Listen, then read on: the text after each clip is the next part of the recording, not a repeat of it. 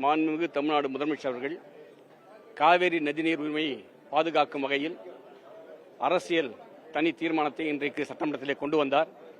இந்திய கம்யூனிஸ்ட் கட்சியின் சார்பிலே நாங்கள் அந்த தனி தீர்மானத்தை ஆதரித்து இந்திய கம்யூனிஸ்ட் கட்சியின் சார்பாக எங்களுடைய கருத்துக்களை சட்டமன்றத்திலே எடுத்துரைத்திருக்கிறோம். காவேரி ஆறு என்பது தமிழ்நாட்டுடைய வாழ்வாதாரமாக திகழ்கிறது.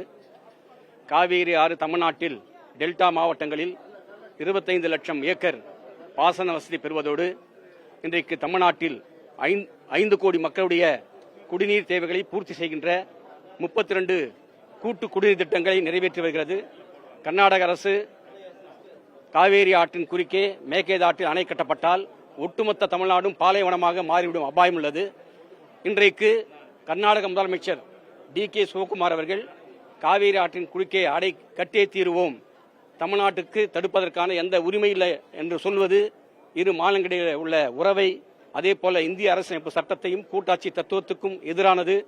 இன்றைக்கு தாவேக அரசோடு இன்றைக்கு காங்கிரஸ் அரசு கூட்டணியில் இருக்கிற தமிழ்நாட்டில், ஆகவே கர்நாடகாவில் காங்கிரஸ் அரசு தான் ஆட்சியில் இருக்கிறது.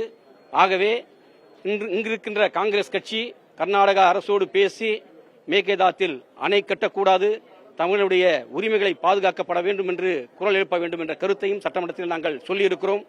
அதோடு மட்டுமல்லாமல் காவேரி நடுவர் மன்ற இறுதி தீர்ப்பை 2008 உச்சநீதிமன்றம் உறுதி செய்யப்பட்டிருக்கிறது.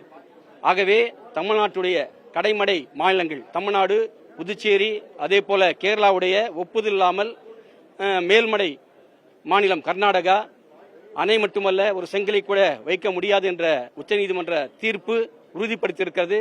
ஆகவே தமிழக அரசு அனைத்து கட்சி கூட்டத்தை கூட்டி அனைத்து கட்சி தலைவருடைய கருத்துக்களை கேட்டு அனைத்து கட்சி தலைவர்களையும் டெல்லிக்கு அழைத்து சென்று பாரத பிரதமரையும் அதே போல நீர்வளத்துறையுடைய அமைச்சரையும் சந்தித்து ஒரு நிர்பந்தத்தை ஏற்படுத்தி காவேரி ஆற்றின் குறுக்கே கர்நாடக அரசு அணை கட்டுவதற்கு எந்த விதமான கட்டுமான பணிகளுக்கும் சுற்றுச்சூழல் அனுமதியும் வழங்கக்கூடாது என்பதை நிர்பந்திக்க வேண்டும். அதோடு மட்டுமல்லாமல் சட்ட வல்லுநரோடு ஆலோசித்து சட்ட ரீதியான நடவடிக்கைகளை மேற்கொண்டு தமிழகத்துடைய வாழ்வாதாரமான காவேரியை பாதுகாக்கப்பட வேண்டும் என்ற கருத்துக்களை இந்திய கம்யூனிஸ்ட் கட்சியின் சார்பிலே சட்டமன்றத்திலே பதிவு வைத்திருக்கிறோம்.